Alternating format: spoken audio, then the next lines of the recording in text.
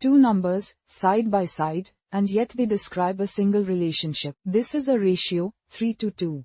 But what does that actually mean? Let's make it concrete. Imagine mixing a batch of orange paint. 2 parts red and 3 parts yellow.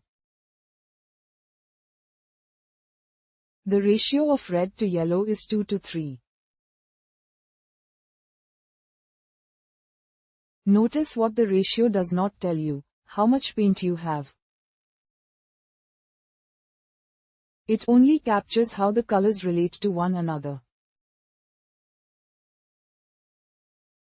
So here's a natural question. What if I double the recipe? 2 and 3 become 4 and 6. Then 6 and 9. Every one of these is the same ratio, just a scaled copy.